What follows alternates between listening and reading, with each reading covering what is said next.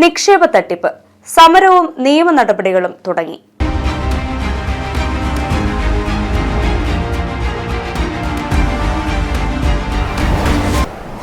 നമസ്കാരം, ജനശബ്ദം ന്യൂസിലേക്ക് സ്വാഗതം. ഐരൂർ സർവീസ് സഹകരണ ബാങ്ക് തട്ടിപ്പിൽ ഇഡിക്ക് പരാതി നൽകിയതിന് പിന്നാലെ സഹകാരികൾ വിജിലൻസിലേക്ക്. കോൺഗ്രസ് സമരം ആരംഭിച്ചു. BJP സമരം ഉടൻ. ചട്ടങ്ങളും നിയമങ്ങളും ലംഘിച്ച് കോടിക്കണക്കിന് രൂപയുടെ ക്രമക്കേടാണ് ബാങ്കിൽ കഴിഞ്ഞകാല ഭരണസമിതികൾ നടത്തിയത്.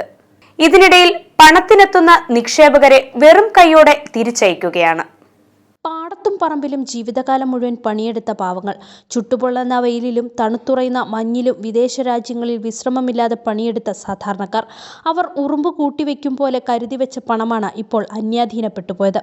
പെൺമക്കളുടെ കല്യാണത്തിനും വീട് വയ്ക്കാനും കിടപ്പാടം വാങ്ങാനും മക്കളുടെ വിദ്യാഭ്യാസ ആവശ്യത്തിനും നിക്ഷേപിച്ച പണത്തിനു വേണ്ടി ഇന്നവർ ബാങ്കിന്റെ പടി കയറിയിറങ്ങുകയാണ്. ഈ പണമാണ് സഹകരണ നിയമങ്ങളും ചട്ടങ്ങളും ലംഘിച്ച് ഒരുപറ്റം ഭരണക്കാർ കൈയിട്ട് വാരിയത്. പതിറ്റാണ്ടുകൾ പഴക്കമുള്ള വായ്പകളാണിത്. മുതലും പലിശയും അടക്കം 1 കോടിയോളം രൂപ തിരിച്ചടയ്ക്കാനുള്ളവരുണ്ട്. മുതലടച്ചില്ലെങ്കിൽ പിന്നെ എന്തു പലിശ? കഴിഞ്ഞ ഓഗസ്റ്റ് 31 പുറത്തുവന്ന ഓഡിറ്റ് റിപ്പോർട്ടാണ് സഹകരണ ബാങ്കിലെ രാഷ്ട്രീയ നേതൃത്വത്തിന്റെ ആദർശ പൊയ്മുഖം വലിച്ചു കീറിയത്. സഹകരണ ചട്ടത്തിൽ 10 സെന്റ് ഭൂമിയിൽ താഴെയുള്ളവർക്ക് വസ്തു ഈടിൽ വായ്പ കൊടുക്കാൻ അനുവാദമില്ലെന്നിരിക്കെ ഇത്തരം വസ്തുവിന്റെ ഈടിൽ ലക്ഷങ്ങൾ വായ്പ കൊടുത്തിട്ടുണ്ട്. അധികൃതർ വസ്തുവിന്റെ മൂല്യനിർണ്ണയം നടത്താതെ ലോണായി കൊടുത്ത വൻ തുകകൾ തിരിച്ചടയ്ക്കാതെ ബാങ്കിനെ പ്രതിസന്ധിയിലാക്കുകയാണ്. ഐരൂർ വില്ലേജ് സഹകരണ ബാങ്കിൻ്റെ മുൻ പ്രസിഡന്റ് ഈ ഐരൂർ വില്ലേജ് സഹകരണ ബാങ്കിനെ ഈ സ്ഥിതിയിൽ എത്തിച്ചതെന്ന് നമുക്ക് ആ റിപ്പോർട്ട് നോക്കിയാൽ തന്നെ അറിയാൻ പറ്റും. പുള്ളി ചെയ്തിരിക്കുന്നു പറഞ്ഞാൽ പുള്ളിയുടെ വസ്തു വെച്ചിട്ട് പുള്ളിയുടെ മകളെടുത്തു, പുള്ളിയുടെ ഭാര്യ എടുത്തു, പുള്ളി എടുത്തു. അങ്ങനെ 4 പേരാണ് വസ്തുവിൻ്റെ പേരിൽ ലോൺ എടുത്തിരിക്കുന്നത്. ശരിക്കും ഒരു ക്രിമിനൽ കുറ്റം എന്ന് തന്നെ പറയാം. പാർട്ടി ശരിക്കും പറഞ്ഞാൽ പാർട്ടി എന്താണ്? പാർട്ടി പാവങ്ങളുടെ ഒരു പാർട്ടിയാണ്, തൊഴിലാളി പ്രസ്ഥാനത്തിൻ്റെ പാർട്ടിയാണ്. ആ പാർട്ടിയാണ് ഈ രീതിയിലുള്ള ഒരു തെറ്റ് ചെയ്തിരിക്കുന്നത്. തെറ്റെന്ന് പറയാൻ പറ്റുകയില്ല, അത് ശരിക്കും ഒരു ക്രിമിനൽ കേസ് തന്നെയാണ് പുള്ളി ചെയ്തിരിക്കുന്നത്. ഈ പാവപ്പെട്ട ആൾക്കാരെ വലിയടാക്കിക്കൊണ്ട് ഈ വൻ മീനുകളൊക്കെ രക്ഷപ്പെടാൻ ശ്രമിക്കുകയാണ് ഇവിടെ. അതിന് സർക്കാരും ഇവിടെ പാർട്ടിയും ഇവർക്ക് പിന്തുണ നൽകുന്നു എന്നുള്ളതാണ് നമുക്ക് പറയാനുള്ളത്. ഞാൻ ശരിക്കും പറഞ്ഞാൽ ബ്രാഞ്ച് സെക്രട്ടറി ആയിരുന്നു, പിന്നെ LC മെമ്പറായിരുന്നു.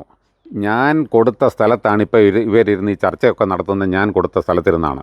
ഫാർമസി ലൈസൻസ് ഉൾപ്പെടെ കൊടുക്കാമെന്ന് ഞാൻ പറഞ്ഞ പാർട്ടിക്ക്. എനിക്ക് പാർട്ടിയോടുള്ള ആ കൂറാണ് ഞാൻ പറയുന്നത്.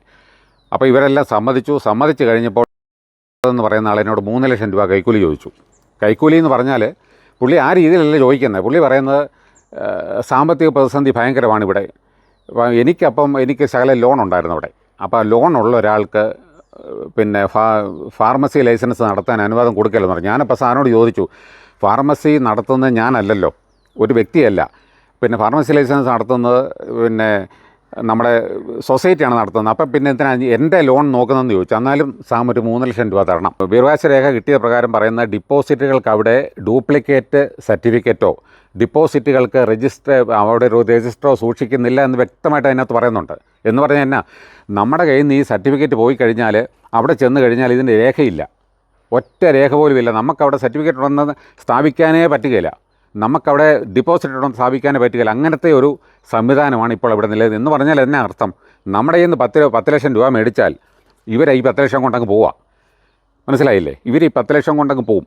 അവിടെ ഒരു രേഖയുമില്ല. നമ്മളവിടെ ചെന്ന് കഴിഞ്ഞാൽ നമ്മുടെ കയ്യിൽ ഒരു രേഖയുമില്ല. വൻ തുകകളാണ് കൊടുത്തിരിക്കുന്നത്. സഹകരണ വകുപ്പ് നിയമപ്രകാരം ഒരു വ്യക്തിക്ക് 15 ലക്ഷം രൂപ വരെ കൊടുക്കാം. 2011 മുതൽ ബാങ്കിൽ നടക്കുന്ന ക്രമക്കേടുകളെക്കുറിച്ച് ഉന്നത രാഷ്ട്രീയ നേതാക്കളെ അറിയിച്ചിരുന്നതായി ചില സഹകാരികൾ പറയുന്നു. എന്നാൽ ഒരാളും വിഷയത്തിൽ ഇടപെട്ടിട്ടില്ല. ആരോപണ വിധേയന നേതൃത്വം സ്ഥാനങ്ങൾ നൽകി ആദരിക്കുകയായിരുന്നു. ഇതിനിടയിൽ ഇക്കഴിഞ്ഞ 25-ന് 92 ലക്ഷത്തിന്റെ കുടിശ്ശികക്കാരൻ 15 ലക്ഷം രൂപ തിരിച്ചടയ്ക്കാമെന്ന് ഉറപ്പു നൽകിയിരുന്നെന്നും അതും ലംഘിക്കപ്പെട്ടതായും പറയുന്നു. ഒരു CPM തുടർച്ചയായി ഭരിക്കുന്ന ഒരു ഭരണ സംവിധാനമാണ് ഇവിടെ നിലവിലുള്ളത്. അപ്പം അവരെല്ലാവരും ജനങ്ങളുമായിട്ട് എന്നും താഴെത്തട്ടിലുള്ള ജനങ്ങളുമായിട്ടൊക്കെ ഇടപഴകുന്നവരായതുകൊണ്ട് എല്ലാവരും വിശ്വസിച്ചിരുന്നത് ജനങ്ങൾക്കൊക്കെ ദോഷം വരാത്ത രീതിയിൽ മറ്റുള്ള ബാങ്കുകൾ നമ്മുടെ ഈ ചുറ്റുമുള്ള ചെറുകോല്, കൊറ്റനാട്, മൈലപ്ര മറ്റ് പല ബാങ്കുകളും തകർന്നപ്പോഴും ഐരൂർ ബാങ്ക് തകരില്ല എന്ന് ജനങ്ങളെ വിശ്വസിപ്പിച്ചുകൊണ്ടാണ് ഇവർ മുമ്പോട്ട് പോയിക്കൊണ്ടിരുന്നത്. പക്ഷേ ഇപ്പോൾ ഈ പുറത്ത് വന്നിരിക്കുന്ന ഓഡിറ്റ് റിപ്പോർട്ടിങ് ശരിക്കും പറഞ്ഞു കഴിഞ്ഞാൽ വളരെ ഞെട്ടിക്കുന്നതാണ്. അതായത് ഈ ബാങ്കിൻ്റെ പ്രധാന ഭരണപക്ഷത്ത് ഇരുന്ന ആളുകൾ തന്നെ അവരുടെ ബന്ധുക്കളുടെ പേരിൽ ഒരാൾക്ക് മാക്സിമം 15 ലക്ഷം എന്നുള്ള ലിമിറ്റ്, അതായത് ഒരു ഇൻഡിവിജ്വലിന് ബോറോ ചെയ്യാവുന്നതില്ല ലിമിറ്റ് 15 ലക്ഷമാണെന്നിരിക്കെ ഒരു വീടിൻ്റെ പേരിൽ തന്നെ ഒരാളിൻ്റെ ബന്ധുക്കളുടെ പേരിൽ തലങ്ങും വിലങ്ങും ലോണെടുത്ത് ലക്ഷക്കണക്കിന് രൂപ, അതായത് മൊത്തത്തിൽ വരുമ്പം കോടികളുടെ തിരിമറിയാണ് ഇവിടെ നടന്നിരിക്കുന്നത്. അതായത് ഇത് ശരിക്കും പറഞ്ഞു കഴിഞ്ഞാൽ ഇതൊരു സഹകരണ രജിസ്ട്രാറിൻ്റെ ഓഡിറ്റ് റിപ്പോർട്ടിൽ ഒതുങ്ങിപ്പോകേണ്ട കേസല്ല. ഇത് കേന്ദ്ര ഏജൻസികളെ കൊണ്ട് തന്നെ അന്വേഷിപ്പിച്ച് ഇതിനകത്ത് മണി ലോണ്ടറിങ് അങ്ങനെയുള്ള സംഭവങ്ങളൊക്കെ നടന്നിട്ടുണ്ട്. ഇതിനകത്ത് വളരെ അധികം ക്രമക്കേടുകളുണ്ട്. ED എത്രയും പെട്ടെന്ന് EDയുടെ അന്വേഷണം ഇവിടെ വരണം. അതിനു വേണ്ടിയിട്ടുള്ള പ്രക്ഷോഭങ്ങൾ ഭാരതീയ ജനതാ പാർട്ടിയുടെ ഭാഗത്തുനിന്നുണ്ടാകും. 2018 വെള്ളപ്പൊക്ക കാലത്ത് ബാങ്കിലെ രേഖകളെല്ലാം നശിച്ചുപോയി എന്ന് സഹകരണ വകുപ്പിനെ അറിയിച്ചും ചില തട്ടിപ്പുകൾ നടത്തിയതായി അറിയുന്നു.